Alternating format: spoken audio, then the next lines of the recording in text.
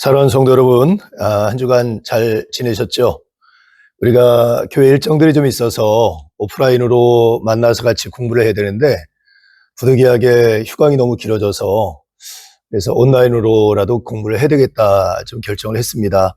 아무래도 오프라인보다는 온라인이 공부하는 데 좀 제약도 많고 또 일방적으로 강의를 듣고 또 소통하는 것이 좀 부족해서 좀 미흡한 부분이 있지만 지금 이제 교회가 이번 주가 창립기념주일 특강이 있고 또 다음 주는 70 이상 세대들 또 간담회가 예정돼 있어서 더 휴강을 하면 안 되겠다 좀 생각이 들어서 영상으로 좀 대체해서 공부를 하려고 합니다. 잘 들으시고 혹 궁금한 게 있으시면 단톡방에 올리셔도 좋고 아니면 우리가 오프라인 공부할 때 그때 한번 이렇게 모아서 질문해 주셔도 좋을 것 같습니다. 자, 오늘 기도하고 시작하겠습니다. 사랑과 은혜가 많으신 아버지 하나님 감사합니다. 오늘 저희들 하나님 말씀 앞에 서는 시간을 갖습니다. 창세기 6장부터 11장까지의 말씀, 하나님께서 홍수로 세상을 심판하신 이후에 또 하나님께서 구원의 은혜를 베푸신 이야기, 그리고 노아를 통하여 새로운 세대가 시작되는 이야기를 말씀을 통해서 묵상해 보려고 합니다. 하나님께서 정말 인류의 최초의 심판하시고 그럼에도 불구하고 구원의 역사를 통해서 새로운 세대를 이어가는 이야기, 그 가운데 하나님의 구속사적 관점에서 하나님의 공의와 하나님의 자비하심과 구원의 은혜를 묵상하는 귀한 시간 될 수 있도록 도와주시고 성경을 읽어가는 과정들을 통해서 우리가 미처 깨닫지 못했던 하나님의 진리의 말씀, 그리고 살아계신 하나님에 대한 분명한 확신을 갖는 그런 깨달음이 있는 자리가 되게 해 주시옵소서. 주님께서 영상 가운데 우리가 함께 보는 가운데도 역사해 주시고 은혜 베풀어 주실 줄 믿으며 사랑 많으신 예수님의 이름으로 기도드리옵나이다. 아멘. 여러분들 온라인으로 우리가 공부를 하지만 늘 해야 될 가장 중요한 것, 미션이 있죠. 성경을 읽는 거예요. 그러니까 우리가 이제 성경을 좀 창세기부터 꼼꼼하게 읽어가면서 성경 내용을 좀 충분히 이해를 하고, 그리고 그 성경 안에서 주시는 메시지, 핵심 메시지가 무엇인가, 그리고 성경을 읽어가면서 우리가 좀 덜컥덜컥 부딪히는 부분이나 이해되지 않는 부분들을 솔직하게 이야기를 하고, 또 저도 부족하지만 제가 아는 선에서 이야기를 하고, 저희 부족함이 있으면 제가 조금 더 공부를 하고 다시 그것을 좀 익혀가는 그런 시간들을 갖고 있습니다. 제일 중요한 것은 여러분들이 성경 읽는 거고, 그 다음에 우리가 나눠준 교재를 가지고 읽어보면서 교재에 답글을 달아보고, 그리고 성경의 말씀이 내 안에 내재해서 그 가르침과 진리를 가지고 내 삶을 하나님께로 조정하고 우리 신앙이 더 깊어지는 그런 깨달음들이 모든 분들에게 임할 수 있기를 바라고요. 그러기 위해서 여러분 스스로 성경 읽는 거, 그리고 교재를 다시 한번 깊이 묵상하는 것 꼭 필요한 과정이니까 그리 해주셨으면 좋겠다 생각이 듭니다. 이제 우리가 5번째 강의인데 오늘은 하나님의 심판과 은혜, 하나님께서 세상 모든 만물을 창조하셨죠. 아담을 통해서 이제 세대가 이어져 가는데 아담이 죄를 지었습니다. 원죄이죠. 그리고 그 죄로 인해서 바로 그 다음 때에 카인과 아벨 때 살인 사건이 일어나고 그들이 또 얼마 지나지 않아서 라멕이라고 하는 사람이 이제 후손으로 등장하는데 얼마나 잔인한지, 자기의 기분 나쁜 것 때문에 자기 몸에 상처가 난 것 때문에 사람을 죽이고 해치는 일을 전혀 꺼려하지 않고 부끄러워하지 않고 자랑 삼아 얘기했던 그런 세대가 있었죠. 그리고 이제 그런 세대가 지나간 후에 이제 하나님께서 오늘 우리 창세기 6장부터 시작하는 것은 그런 죄로 가득한 세상, 그리고 그런 인간을 창조하신 것에 대해서 후회할 만큼 죄가 편만한 세상을 하나님께 심판하신 이야기, 홍수를 통해서, 그리고 그런 세대 가운데서도 특별히 하나님을 기억하고 이렇게 살아갔던 노아라고 하는 사람을 통해서 또 다른 세대를 이어가는 구원의 은혜를 베풀고 또 다른 시작을, 또 다른 창조 역사를 시작하시는 그런 이야기가 오늘 우리가 묵상할 내용들입니다. 그래서 창세기 6장부터 오늘 11장 마지막 절까지 우리가 묵상하게 되고요. 그래서 오늘은 이 창조의 이야기 하나하나, 먼저 우리가 특별히 홍수의 이야기 창세기 6장부터 한 장 한 장의 내용들을 간단하게 써머리하고 그 안에 담긴 의미를 좀 새겨보는 시간들을 통해서 오늘 말씀을 좀 묵상해 보려고 합니다.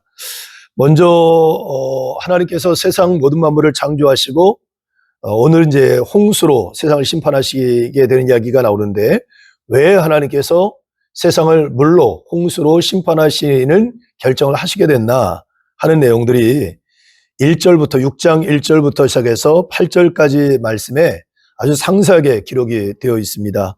여러분 다 읽고 오셨지만 그 내용을 보면 첫째는 그 원인이 되는 것이 2절에 나와 있거든요. 하나님의 아들들이 사람의 딸들의 아름다움을 보고 자기들이 좋아하는 모든 여자를 아내로 삼았다 그랬어요. 이것이 하나님께서 인간의 세상을 심판하시고자 마음먹었던 첫 번째 이유입니다. 하나님의 아들들과 사람의 딸들이 결혼을 했다. 근데 중요한 것은 뭐냐면 자기들이 좋아하는 모든 여자를 아내로 삼았다. 그 판단 기준이 자기들이 좋아하는 거죠. 자, 여러분, 우리가 선악과를 따먹었어요. 선악과를 따먹었는데 그 죄의 내용이 무엇입니까? 사단이 유혹하는 것은 너가 눈이 밝아져서 하나님과 같은 존재가 되고 선악을 분별하는 자가 된다 그랬거든요. 그렇다면 그 전에 선악과를 따먹기 전에는 선악의 기준이 누구에게 있었냐면 하나님께 있습니다. 선악이라는 것은 선한 것과 악한 것으로 구별되지만 다른 말로 표현하면 좋고 나쁨도 얘기할 수 있어요. 우리가 이건 나에게 좋고 이건 나에게 나쁘고 이런 기준들이 우리에게는 없어요. 하나님이 좋다 결정하신 것은 우리에게 다 좋은 것이고 하나님이 악하다 말씀하신 것은 다 악한 것입니다. 그 판단 기준이 하나님께 있고 그 근거가 하나님께 있는 거죠. 근데 선악과를 따먹고 난 다음에 죄는 뭐냐면 그 판단을 하는 주체가 판단의 근거가 누가 되냐면 자기 자신이 되는 거예요. 자기 중심적인 존재가 됩니다. 근데 오늘 보면 하나님의 아들들과 사람의 딸들이 결혼을 하는데 보니까 자기들이 좋아하는 모든 여자를 그랬어요. 자기들이 좋아하는 선악의 기준이 자기에게 있는 거예요. 그리고 그 기준을 가지고 결혼을 하고 사람을 만나는 모습을 갖는 거죠. 그것이 점점 일상의 삶에 결혼하는 일들 속에 사람 만나는 것 속에서도 그 죄의 모습들이 가득 들어가 있음을 얘기할 수 있습니다. 자, 또 하나는 5절 말씀을 보면 또 이렇게 얘기해요. 여호와께서 사람이 죄악이 세상에 가득함과 그의 마음으로 생각하는 모든 계획이 항상 악할 뿐임을 보시고 그랬어요. 그래서 6절에 보면 땅 위에 사람 지으셨음을 한탄하사 마음에 근심하셨다. 이렇게 얘기합니다. 자, 여기도 똑같은 얘기를 해요. 사람의 죄악이 세상에 가득했다. 그리고 그의 마음으로 생각하는 모든 계획이 항상 악할 뿐이다 그랬어요. 악하다는 게 뭐냐면 하나님 중심의 사고가 아니라 누구 중심? 자기 중심적인 존재가 되는 거예요. 이기적인 존재. 그러니까 모든 것이 생각하는 것이 마음 먹는 것이 하나님 중심이 아니라 타자 중심이 아니라 자기 중심적으로 생각하고 판단하는 것이 가득했다. 이것이 세상에 있는 모든 사람들이 다 그렇게 살아간다는 거예요. 자기가 좋아하는 대로 사람을 만나고 판단하고 결정하는 거죠. 모든 판단 근거와 기준이 자기 중심이고 자기 즐거움이고 자기 만족인 거죠. 이렇게 살아가는 사람들이 세상에 가득하다는 거예요. 더 이상 선악을 분별하는 기준, 이것이 하나님 중심이고 하나님이 원하시고 기뻐하시는 중심으로 삶을 판단하고 결정하고 살아가는 사람이 아니라 자기 중심적인 존재로 사는 사람들이 세상에 가득했다. 그래서 하나님이 이렇게 결정을 하세요. 7절을 보면 이르시되 내가 창조한 사람을 내가 지면에서 쓸어버리되 사람으로부터 가축과 기는 것과 공중의 새까지 그리하리니 이는 내가 그것을 지었음을 한탄함이니라 하시니라. 후회하셨다는 거예요. 인간을 창조하신 것에 대해서. 자, 그 이유가 분명하죠.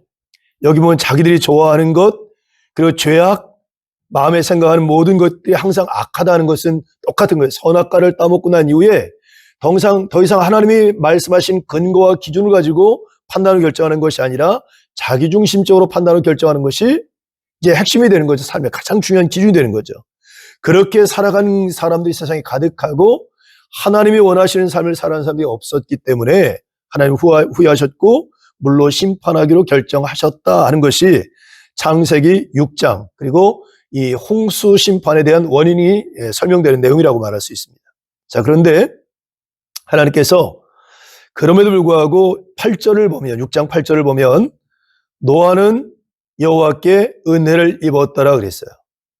세상 모든 사람들이 생각하는 것과 마음에 품은 것이 다 악할 뿐이었는데 유일하게 노아라고 하는 사람은 늘 하나님을 기억하고 하나님 중심의 삶을 살아가는 사람이었기 때문에 홍수의 심판을 내리기로 결정했음에도 불구하고 노아라고 하는 사람에게는 은혜가 임했다. 구원의 은혜가 임했다라고 설명을 하고 있습니다.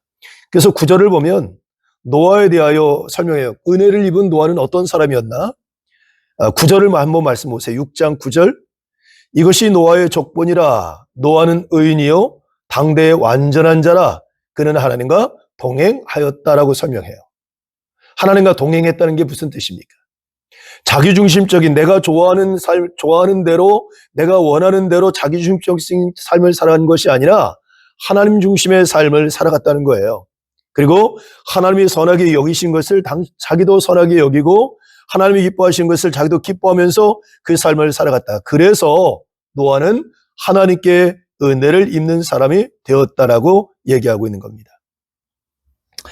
자, 이제 우리가 여기까지가 이제 홍수로 심판하게 된 원인과 이유가 설명되는 내용들. 그리고 노아의 족보가 쭉 설명이 되죠. 그리고 노아에게 하나님께서 방주를 짓도록 명령하시는 이야기가 이제 14절로부터 시작해서 그리고 21절에 쭉 나옵니다. 방주를 짓는데 방주의 규모가 어느 정도 됐나? 보니까 길이가 300규빗, 그리고 너비가 50규빗, 높이가 30규빗이라 그래요. 한 규빗은 대략 여기 인간의 팔꿈치를 여기를 얘기하거든요. 한 규빗을 일반적으로 45에서 50cm를 한 규빗이라고 말합니다. 그러면 300규빗이라고 말을 하면 거기다가 50cm를 곱하면 135m 정도가 되는 거예요. 길이가 그렇다는 거예요. 축구장에 한 1.5배 정도 되는, 그리고 너비가 50규빗이니까 22.5m 정도, 높이가 30규빗이니까 13.5m 정도 되는 규모. 그러니까 굉장히 큰 규모의 이런 모양을 갖추고 있는 방주. 그러니까 항해를 위해서 만들어진 배라기보다는 화물선 형태의 많은 화물을 실을 수 있는 형태의 모양을 가지고 있는 것이 노아의 방주, 이런 그림으로 볼 수 있습니다. 그래서 적재 능력을 이렇게 현대 과학으로 따져봤더니 적재 능력은 대략 한 4만 톤 정도? 그래서 일부 연구자들은 대략 한 12만에서 13만 마리의 중형 동물들을 수용할 수 있을 정도의 공간이라 그래요. 그러니까 우리가 창세기에 보면 노아 홍수에 이때 이제 노아의 방주에 세상에 있는 온갖 동물들을 정결한 것들은 뭐 7쌍씩 다 들여보내라 했는데 그런 동물들을 다 넣을 수 있을 정도의 규모의 방주로 지었다고 얘기하는 거예요. 그 정도 공간을 갖고 있고 그 정도의 화물을 실을 수 있는 정도의 규모, 그게 노아의 방주의 규모라고 말하고 있다는 거죠. 자, 그리고 이제 노아의 방주를 짓는 세월, 얼마 정도의 기간이 걸렸나? 많은 사람들이 일반적으로 한 100년 정도를 일반적으로 얘기를 하는데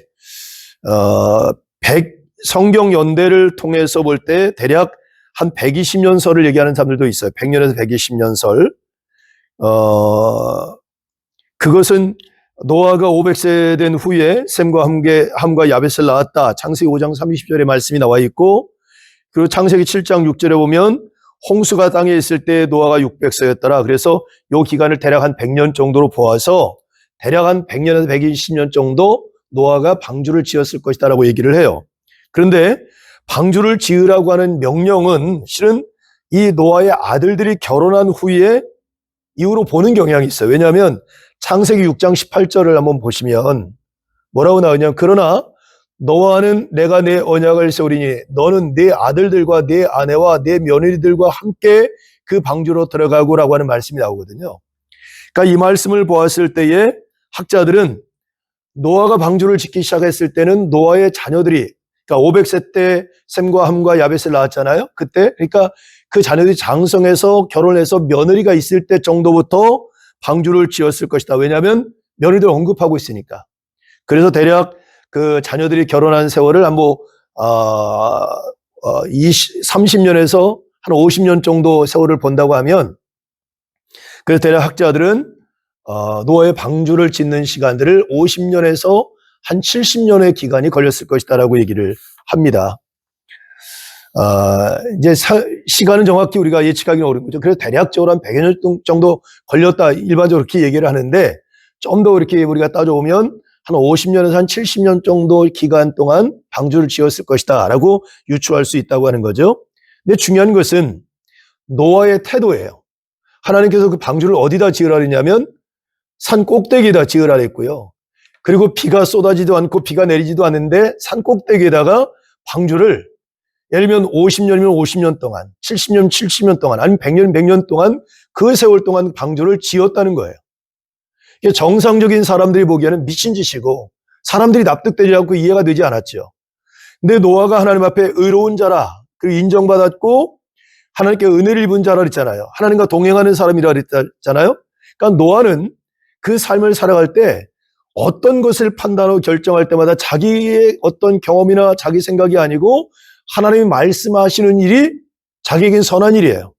납득되지 않지만, 이해되지 않지만 그 일을 하면서 사람들에게 막 비아냥거리고 욕을 먹고 놀림을 당하지만 그러나 하나님의 뜻대로 행하는 것이 선한 일이라 믿었기 때문에 노아는 그 오랜 세월 동안 철저하게 순종의 삶을 실천했다는 거죠. 그래서 여러분 말씀을 보면 그 창세기 우리 6장 22절을 보면 이렇게 기록합니다. 노아가 그와 같이 하여 하나님이 자기에게 명하신 대로 다 준행하였더라고 얘기해요.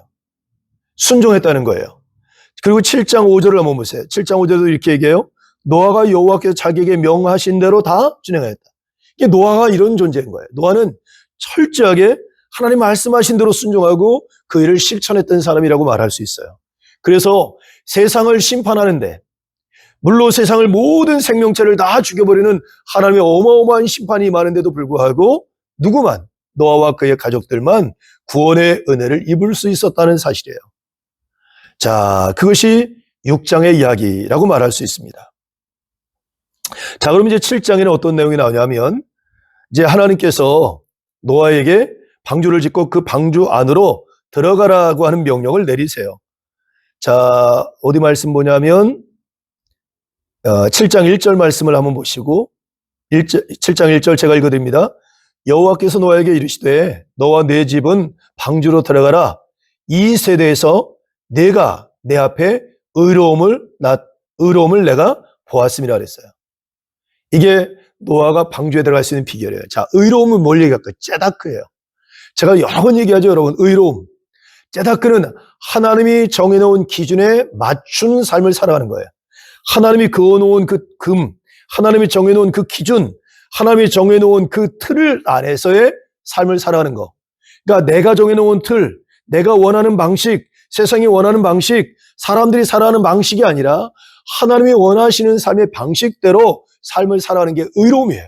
그 의로움이 결국은 심판으로부터 구원을 받을 수 있었고 방주에 들어갈 수 있었다는 거죠. 그렇게 따지면 여러분 우리도 마찬가지. 우리도 속된 정말 바벨로스한 속된 세상에 우리는 살아요. 여러분 그리스도인이라고 해서 산속에서 아무도 없는 곳에서 뭐 돌을 닦고 사는 게 아니잖아요. 믿음을 갖지 않은 사람들 세상의 방식과 어떤 자본주의 논리를 위해서 살아가는 그 세상 안에서 우리는 살아간단 말이죠. 그런데 거기서 나는 자본주의 논리를 따라서 세상의 그 속된 세상의 방식을 따라 살아가는 존재가 아니고 그 안에서도 여전히 나는 하나님이 정해놓은 째다크 그 의로움의 기준을 가지고 삶을 살아가는 거예요.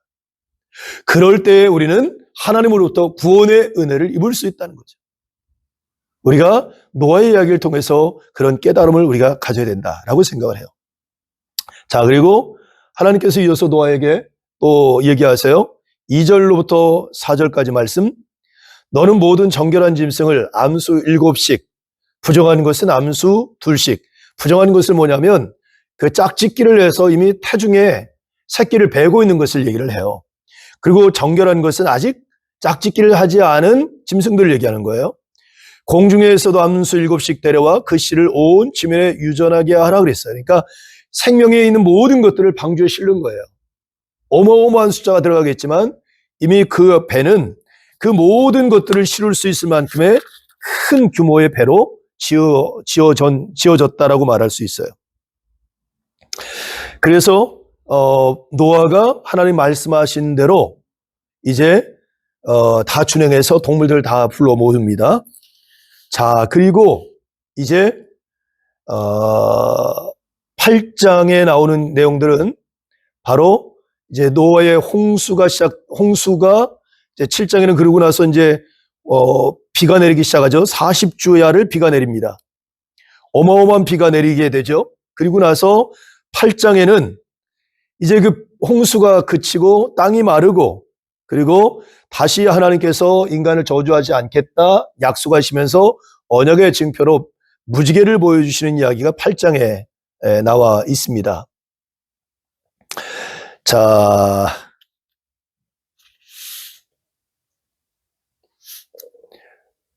우리가 그 홍수의 시작을 7장 11절에 보면 홍수가 시작되는 내용이 나오거든요. 노아가 600세 되던 해 둘째 달 곧 그달 11의 날에 그날에 큰 기쁨에 샘들이 터지며 하늘의 창문이 열렸다 그랬어요. 지난번에 우리가 창조 이야기하면서 궁창과 물을 나눴다 그랬잖아요. 둘로. 하늘 위에 궁창, 그렇죠? 땅의 물로 나눴다 그랬잖아요. 하늘은 이렇게 도움처럼 이렇게 닫혀져 있고 비가 내리는 것은 하늘 창문을 여는 거라 그랬잖아요. 그 하늘에 어마어마한 물이 있는 거죠. 근데 오늘 홍수는 뭐냐면 그 하늘 창문을 열어가지고 그 하나님께서 창조할 때 이렇게 구별해서 하늘 위에 궁창 위에 두었던 하늘 위에 두었던 그 물들이 땅에다 쏟아진 거예요. 어마어마한 물이 내린 거죠. 그 물이 내린 기간, 비가 내린 기간을 창세기 7장 12절에 보면 40주야 동안 비가 내렸다. 그리고 이 세상에 비가 40주야, 40밤낮으로 비가 계속 내린 거예요. 어마어마한 비가. 그리고 내린 그 비가 이 세상에 이제 그 물로 가득한 그 기간을 150일 동안 7장 24절을 보세요. 7장 24절 보면 물이 150일 동안 상일했다니까 세상에 물이 그 하늘에서 내린 그 물이 세상에 150일 동안 3개월 동안 땅에 가득했다. 3개월이 아니죠. 5개월이죠. 5개월 동안 땅에 가득했다. 그리고 물이 줄어드는 시기를 이제 이야기하는데 그것이 창세기 8장부터 이제 이야기가 돼요. 홍수가 그치고 나서 물이 그치는 시간들이 나오는데 창세기 8장 3절에 보면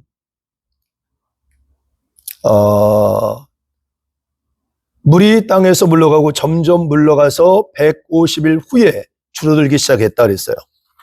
자, 그리고 8장 4절에 보면 물이 점점 줄어들어 열째 달 곧 그 달 초하룻날 산들의 봉우리가 이제 보이기 시작을 해요. 그리고 8장 14절로부터 16절에 보면 이제 점점 수위가 낮아지겠죠. 그래서 14절부터 16절에 보면 14절 보세요. 둘째 달 21의 날에 땅이 뭐예요? 말랐다라고 그랬어요.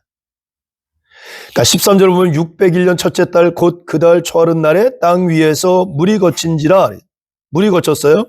그래서 노아가 뚜껑을 열고 밖에 나왔어요. 그랬더니 온 땅에 물이 다 이제 거쳤어요. 그리고 둘째 날 21의 날 더 지난 거죠. 그때 땅이 이제 물이 5개월 동안 있었으니까 얼마나 진흙같이 뻘이 됐겠어요. 그런데 그 땅이 딱딱하게 말랐다. 그렇게 이제 기록됩니다. 자, 그렇게 따지면 우리가 계산해 볼 수 있죠. 홍수가 이 땅에서 완전히 홍수가 물이 가득해가지고 홍수를 시작해서 땅이 마를 때까지 걸린 기간이 얼마 정도 될까? 계산해 보면 370일. 그러니까 대략 1년 10일 정도 홍수 기간인 거야. 비가 40일 동안 내리고 그 내린 비가 땅의 세상에 가득 채워진 그리고 땅이 다 마를 때까지 그 기간이 1년 10일. 어마어마한 기간 동안 땅에 있는 거죠. 그러니까 이 땅에는 모든 생명들은 다 죽는 거죠. 그리고 이제 땅이 다 마른 이후에 창세기 8장 20절에 보면 노아가 하나님 앞에 제단을 쌓습니다. 자, 20절 보세요. 노아가 여호와께 제단을 쌓고 모든 정결한 짐승과 모든 정결한 새 중에서 제물을 취하여 번제로 제단에 드렸더니 그랬어요. 하나님께 제물을 올려드렸습니다. 자, 그랬더니 하나님께서 이제 노아에게 새로운 약속을 하세요. 그게 21절 말씀이거든요. 되게 중요한 말씀인데 여러분 잘 기억하십시오. 제가 읽어드립니다. 여호와께서 그 향기를 맡으시고 그 중심에 이르시되 내가 다시는 사람으로 말미암아 땅을 저주하지 아니하리니 이는 사람의 마음이 계획하는 바가 어려서부터 악함이라 내가 전에 행한 것 같이 모든 생물을 다시 멸하지 아니하리라. 그리고 22절 땅이 있을 동안에는 심음과 거둠과 그 추위와 더위와 여름과 겨울과 낮과 밤이 쉬지 아니하리라. 그리고 이제 하나님께서 약속으로 주신 것이 9장 13절 내가 내 무지개를 구름 속에 두었나니 이것이 나와 세상 사이의 언약의 증거니라 하고 말씀하세요. 자, 여기서 말씀하는 게 뭐냐면 하나님이 다시는 이와 같은 심판을 하지 않겠다고 그러셨죠. 자, 그래서 우리가 구속사적 관점을 쭉 가봐요. 세상이 또다시 죄로 가득해요. 하나님이 인간을 창조하신 걸 후회할 만큼. 그런데 하나님이 다시 세상을 심판하지 않겠다고 약속하셨기 때문에 이 세상을 구원할 방법을 어떻게 하십니까? 노아의 홍수처럼 세상의 악한 것을 다 쓸어버리고 의로운 자로 대를 이어가지 않고 바로 독생자 예수 그리스도를 이 땅에 보내셔서 우리의 죄를 대신 속지 않은 속죄물로 드리게 하셔서 십자가의 죽으심으로 말미암아 우리 모든 죄를 대속하고 우리에게 칭의, 의롭다 인정받게 하는 부름받은 존재가 되게 하셔서 다시 구원의 삶을 하나님의 창조 질서를 다시 회복하고 하나님의 형상을 회복한 상태에서의 새로운 삶을 살아오도록 구원의 은혜를 베푸셨다는 거예요. 왜 그렇게 하셨을까? 바로 이 약속을 지키시는 거예요. 하나님의 세상에 악이 가득하지만 노아의 홍수 때에 하나님이 후회하셨어요. 그렇게 심판하신 것에 대해서. 그리고 다시는 이런 심판하지 않겠다 약속하셨기 때문에 이번에는 심판 대신 예수 그리스도를 통하여 구원의 은혜를 우리에게 베푸셨다. 그 근거가 여기 말씀이 있는 것이고 하나님 무지개로 약속하셨듯이 그 오랜 세월 동안 하나님이 그것을 기억하시고 심판 대신 예수 그리스도를 통하여 구원의 은혜를 베푸셨다. 그리고 죄의 문제를 해결해 주셨다라고 말할 수 있습니다. 자, 이제 9장의 말씀으로 가봐요. 재미있는 것은 하나님께서 홍수 이후에 인간에게 다시 축복을 하시는데 아담과 하와를 창조하셨을 때에 주셨던 축복의 말씀을 그대로 하십니다. 자, 7절 말씀을 보세요. 7절. 7절. 9장 7절입니다. 너희는 생육하고 번성하며 땅에 가득하여 그 중에서 번성하라 하셨더라.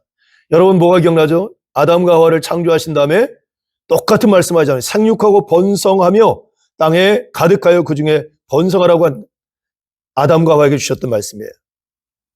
그리고 이 축복의 말씀을 통하여 다시 하나님께서 아담과 그의 가족들을 통하여 하나님의 재창조의 역사, 새로운 구원의 역사와 하나님의 놀라운 역사를 시작해 가고 계신다라고 하는 겁니다. 그리고 하나님께서 이스라엘 백성들, 노아 후손들에게 한 가지 경고하시는 것은 모든 생명들을 먹거리로 주셨음에도 불구하고 피째 먹지 말라 그랬어요. 왜냐하면 피는 여기 말씀 보면 6절을 보면 피는 그 짐승의 생명이라 그랬거든요. 6절을 보면 다른 사람의 피를 흘리면 그 사람의 피도 흘릴 것이요 이는 하나님이 자기 형상대로 사람을 지으셨습니다 그랬거든요. 짐승을 먹을 때 피째 먹지 말라. 그리고 사람을 죽이지 말라는 거예요. 왜냐하면 그 피를 하나님께서 하나님의 형상 따라 지음받은 존재들이기 때문에 인간이 인간을 죽여서는 안 된다라고 하는 말씀을 주고 있는 겁니다. 그러니까 인간에게 생육하여 번성할 땅에 충만하라. 세상의 모든 것을 다스리시고 모든 것을 먹을 수 있는 권한을 주지만 그 짐승의 생명까지 취할 권한은 우리에게 없다. 그리고 하나님의 형상 따라 지음받은 우리 모든 인간의 생명을 인간이 취할 수 없다라고 하는 것을 말씀하고 있는 거죠. 자, 이제 10장에는 노아의 족보가 나옵니다. 이제 다 끝난 다음에 셈과 함과 야벳 그 세 아들에 대한 족보들이 쭉 나오죠. 근데 이 말씀 나누기 전에 여러분 제가 우리가 이제 이해할 것이 뭐냐면 노아에겐 셈과 함과 야벳 세 아들이 있는데 노아가 이제 홍수를 끝낸 다음에 농사를 지었어요. 그래서 포도를 거둬서 포도주를 만들어서 포도주를 마시고는 그냥 취하셔서 아랫바지를 벗고 그냥 잠이 든 거예요. 근데 그것을 보고 둘째 아들 야벳이 들어가서 아버지가 하체를 벗고 자는 걸 보고 나와서 그의 형과 동생 셈과 야벳에게 와가지고 야, 아버지가 바질 벗고 잔다 이런 얘기를 해요. 그래서 셈과 야벳이 뒤로 뒷걸음질해서 아버지의 그 부끄러움을 덮어드리고 나왔다. 그런데 나중에 노아가 그 얘기를 듣고 둘째 아들 함을 저주를 하는 내용이 우리 9장에 나오거든요. 근데 한번 생각해 보세요, 여러분. 서로 내 아들이 나에게 그렇게 바질 벗고 자는 것 부끄러운 모습들을 가지고 나와서 얘기를 했다고 하더라도 그 자식을 저주할 부모가 어디에 있겠습니까?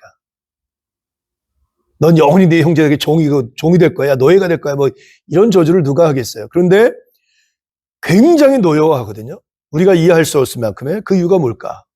그리고 하나님이 노아가 한 저주를 그대로 하나님이 실천하세요. 그 이유가 뭘까? 저는 이렇게 생각해 보시면 돼요. 지금 노아는 바로 세상에 악이 가득한 것을 보시고 하나님이 심판하셨단 말이에요. 그 홍수가 끝난 다음이에요. 하나님이 그것을 그렇게 심판한 것을 너무 아파하셨어. 그 다시 노아를 통하여 새로운 세상을 열어가도록 하나님이 축복하고 은혜를 베풀었단 말이에요. 바로 그 당대인데 아담과 하와가 선악과를 따먹고 그 위에 바로 그 다음 때 아들 카인과 아벨 때 살인 사건이 난 것처럼 지금 굉장히 심각한 문제가 하나 생긴 거예요. 뭐냐면 하나님이 우리 인간을 창조하셨을 때 아바드한 존재로 만드셨다 그랬잖아요. 그것이 하나님이 정해놓은 공의였지. 하나님이 정해놓은 기준이에요. 나의 유익과 나의 즐거움과 나의 만족을 위해 살아가는 존재가 아니라 하나님이 이롭게 하고 이웃을 이롭게 하는 존재로 살아가는 게 인간이란 말이에요. 그러면 예를 들면 함이 아버지가 하체를 벗고 잠이 들어버렸어요. 술 취해서. 그럼 함이 하나님이 정해놓은 공의로움에 하나님이 정해놓은 그 선한 그 기준에 따라 행동하는 것은 무엇일까요? 아버지가 바지를 벗고 잠잔다. 그 부끄러운 모습을 밖에 나와서 막 얘기하고 흉을 보는 게 아니라 아버지의 그 연약한 부분을 덮어주고 가려주는 일이었어요. 그게 아버지를 이롭게 하는 일이에요. 근데 그 일을 행하지 않았어요. 사소해 보이지만 이 문제는 되게 심각한 문제인 겁니다. 왜냐하면 선악과를 따먹는 별것 아닌 것 같은 일이 결국은 그 다음 때에 살인사건이 일어나고 결국은 걷잡을 수 없는 죄로 세상에 가득해져 버렸거든요. 더 이상 하나님이 선하다 여기고 하나님이 기뻐하시는 삶을 살아가지 않아요. 자기 만족과 자기 즐거움, 자기가 정해놓은 그 기준에 따라서 판단하고 결정하고 사람을 보는 변질된 삶을 살아가거든요. 지금 노아의 아들 함에게 있어서 바로 그런 모습을 보고 크게 심판했다는 거예요. 여러분, 우리가 이런 면에서 영적 경각심을 가질 필요는 있겠다 생각합니다. 자, 어쨌든 이것이 이어져서 이제 10장에는 그 노아의 세 아들의 족보들이 나옵니다. 그래서 알고 있는 것처럼 첫째 아들 셈은 셈족의 조상이 돼요. 이 셈족은 아브라함과 이삭의 조상이 되는 그런 계열이 됩니다. 그 계보가 되죠. 그리고 함은 아프리카의 조상이 됩니다. 그리고 가나안 지역의 조상이 되죠.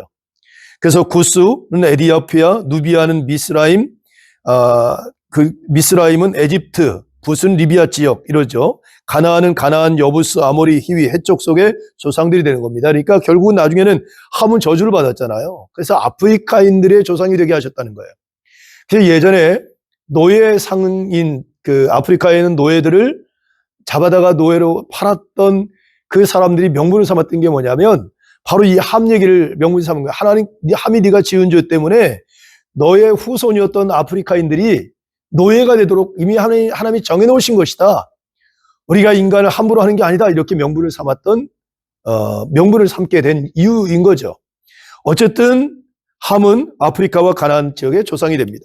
그리고 마지막 셋째 아들은 야벳은 유럽과 소아시아 지역의 조상이 돼요. 유럽 민족의 선조, 그리스 로마와 인도 유럽계 민족의 선조가 되죠. 이렇게 흩어지면서 이 아들들을 통해 세상에 다시 하나님의 그 창조 질서가 이어져 간다라고 하는 겁니다.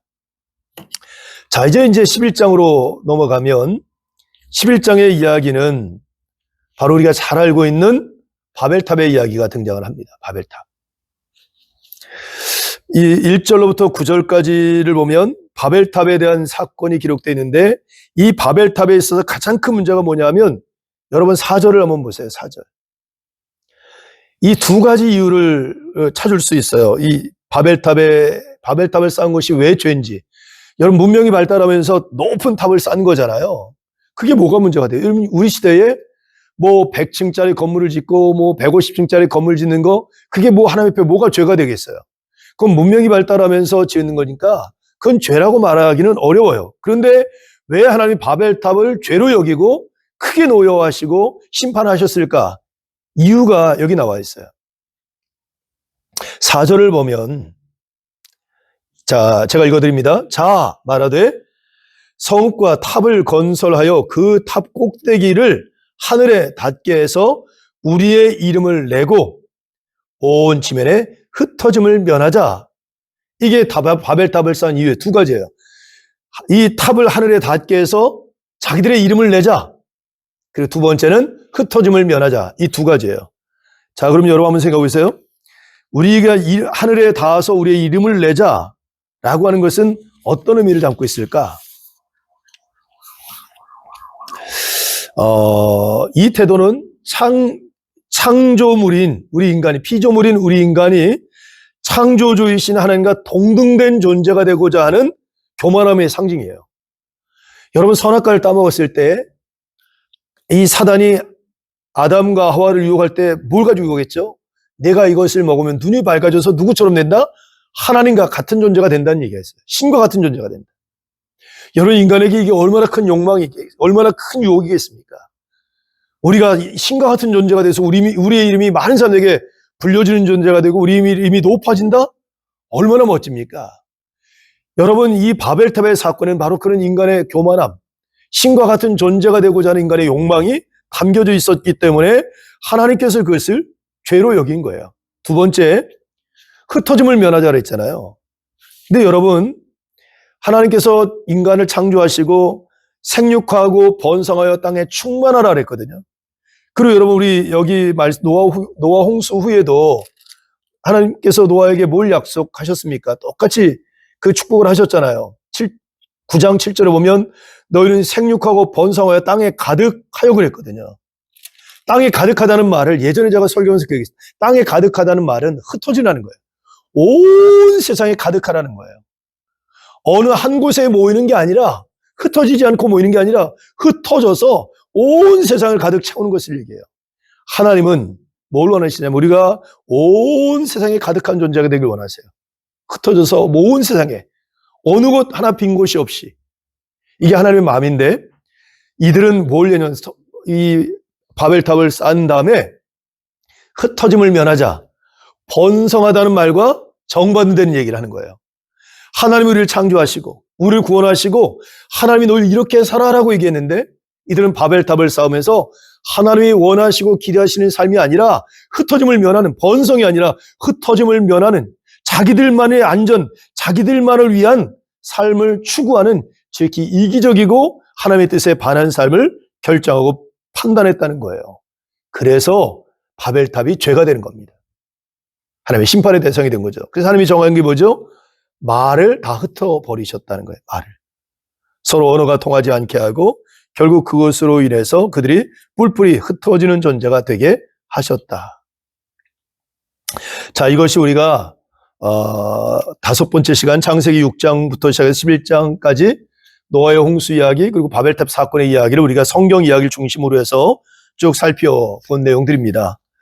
여러분들도 쭉 읽어보면서 이게 이런 내용들을 담고 있었구나 하는 이해가 됐을 거라고 생각을 하고요. 대신 우리가 조금 이제 토막토막 우리가 살펴볼 수 있는 것이 여기 그 노아 홍수 이야기 할 때 하나님의 아들들과 그리고 사람의 딸들이라고 하는 얘기를 했을 때 이게 하나님의 아들들은 뭘 얘기하는 거지? 그리고 사람의 딸들은 누굴 얘기하는 거지? 이게 그런 궁금함이 있을 수 있잖아요. 전통적으로 보면 첫째는 하나님의 아들들을 타락한 천사라고 하는 가장 오래된 가설이 하나 있고요. 또 하나는 셋의 후손들이라고 보는 경향들이 되게 많습니다. 그래서 하나님의 아들들을 경건한 셋의 후손, 그리고 사람의 딸은 가인의 후손들이라고 이렇게 얘기하는 경향이 있습니다. 이것이 가장 전통적인 보수적인 개신교에서 받아들이는 해석이라고 말할 수 있고요. 또 일부 학자들은 고대 근동에서 왕을 신의 아들들로 부르는 경우가 있으니까 여기서 말하는 것은 하나님의 아들들은 권력자들, 왕족들 얘기하고 사람의 딸들은 일반 여성들을 얘기한다는 얘기를 합니다. 자, 또 이 노아의 방주 이야기를 보면서 그런 얘기를 하더라고요. 우리 교회에 정재석 장로님이 계시니까, 배 구조 이런 것들을 잘 알고 계시니까 이제 설교를 하시니까 잘 알 텐데, 이 노아 홍수, 예를 들면 그 길이, 넓이, 높이 이게 기가 막힌 화물선으로서 지금 현대 과학적으로 이렇게 조사를 해봐도 가장 안전한 형태를 갖추고 있다는 거예요. 그때 당시에. 그러니까 하나님이 이렇게 지으라 그랬잖아요. 그러니까 그 짓는 방식이 지금 현대인들이 봐도 야, 이건 정말 구조적으로 가장 안전한 형태의 형태의 구조다라고 인정할 만큼의 모습이었다는 거죠. 그러니까 이런 얘기를 쭉 들어보면 모든 것들 속에 하나님의 그 지혜로움과 하나님의 섭리하심과 하나님의 역사하심이 다 담겨져 있다는 거죠. 노아의 홍수 이야기도 수메르 문명에도 이미 성경 노아의 홍수의 이야기가 너무 비슷한 홍수 이야기가 기록되어 있어요. 그러니까 그쪽 지역의 문명에 보면 그쪽 아수르 지역, 비옥한 초승달 지역에 비옥한 초승달 지역에 그 홍수 이야기가 정말 많이 기록되는데 역사적으로도 과학자들이 실제 그런 홍수가 있었다는 것을 증명하기도 해서 이 노아의 홍수 얘기는 실제 사건의 이야기일 수 있다는 얘기를 일반적으로 정서로 받아들이고 있고, 그리고 그것은 우리 기독교는 그것을 하나님께서 이 땅의 죄를 심판하시기 위해서 내리신 징계라고 해석하고 받아들이고 있다라고 볼 수 있는 겁니다. 자, 이제 우리가 쭉 넘어가서 오늘 우리가 이 노아의 이야기를 통해서 그리고 바벨탑 이야기를 통해서 하나님께서 우리에게 주시는 구원의 메시지가 뭘까를 묵상해 보셔야 돼요. 중요한 건 자, 노아 시대 때 세상 사람들이 악했어요. 세상의 모든 게 악했어요. 하나님이 인간을 창조하신 것을 후회하실 만큼. 그런데 그 안에서 누가? 노아는 하나님 보시기에 의롭다 그랬어요. 그래서 하나님과 동행하고 하나님이 시키신 대로 다 준행했다는 거예요. 제다크. 그럼에도 불구하고 그렇게 죄악된 세상 속에서 하나님이 정해놓은 그 기준을 따라서 하나님이 선하다 여긴 것을 선하게 여기고 하나님이 원하시는 삶의 삶을 살아낸 사람이 노아라는 거예요. 그 사람을 통해 새로운 역사가 이어져 갔다. 자, 우리도 똑같은 거예요. 세상 속에, 속된 세상 속에, 세속의 가치관이 가득한 세상 속에 우리도 몸담고 살아갑니다. 우리는 구원받은 하나님의 백성들입니다. 그때 우리는 어떻게 살아야 될까요? 세상과 동행하는 사람이 아니라 하나님과 동행하는 사람이 되어야 되고, 세상의 가치를 따라 속된 삶을 살아온 존재가 아니고 제다크, 하나님이 정해놓은 기준을 따라 삶을 살아가서 의로운 자로서의 삶을 살아갈 수 있어야 된다. 그럴 때 하나님 우리를 통하여 구원의 역사를 이루어 가시고 우리를 귀하게 여기셔서 결국 하나님의 역사하심 우리가 경험하는 그런 복을 누리게 된다 하는 말씀을 기억하셨으면 좋겠다 싶습니다. 이제 여러분들 나눔과 응답의 이야기가 있는데 이것을 한번 여러분들 쭉 읽어보시고 한번 답을 달아보시고 묵상해 보셨으면 좋겠습니다. 자, 그리고 이제 다음 주도 저희 교회가 70세대 이상 간담회가 있어서 부득이 또 휴강을 하게 돼서 영상으로 우리가 공부하게 되는데 6강입니다. 거기는 이제 민족당 복의 약속, 그래서 창세기 12장부터 16장까지 이야기인데 한번 쭉 읽어보시고 다시 같이 은혜를 나누는 자리가 되었으면 좋겠다 싶습니다. 오늘은 공부를 여기까지 마치고요. 우리가 이렇게 공부를 마치지만 아마 이제 쭉 공부하면서 또 성경 읽어가면서 물음표가 있었던 것이 분명히 있을 건데 그 부분들 우리가 오프라인 때 좀 만나서 같이 이야기 나누고 좀 더 깊이 있게 알아보는 시간이 됐으면 좋겠다. 그리고 이 이야기가 홍수 이야기를 통해서 바벨탑 이야기를 통해서 우리에게 주시고자 하는 메시지가 뭘까? 왜 성경에서 이야기를 기록해서 우리에게 이야기를 전해줄까? 하나님이 이렇게 대단한 능력이 있다 이런 것을 자랑하시려고 함이 아니에요. 이 안에 담겨져 있는 하나님의 구속사, 구원의 이야기를 통해서 우리 자신들의 삶을 돌아보면서 우리가 지금 이 시대에 어떤 믿음의 삶을, 어떤 삶의 태도를 갖고 살아가는 것이 구원받은 백성으로서의 합당한 삶일까를 생각해보고 다시 우리 자신을 바로 세우도록 하는 영적 교훈을 주기 위함이 아닐까 하는 생각을 갖습니다. 전 여러분 모두가 노아처럼 세상의 악이 가득한 세상 속에서도 하나님 앞에 의롭다 인정받고 또 하나님과 동행하며 살아가는 삶에 승리할 수 있는 저와 여러분 모두가 될 수 있기를 주님의 이름으로 축복합니다. 한 주간 건강에 잘 지내시고 이번 돌아오는 주일날 또 반갑게 뵙도록 하겠습니다. 주님의 이름으로 사랑하고 축복합니다.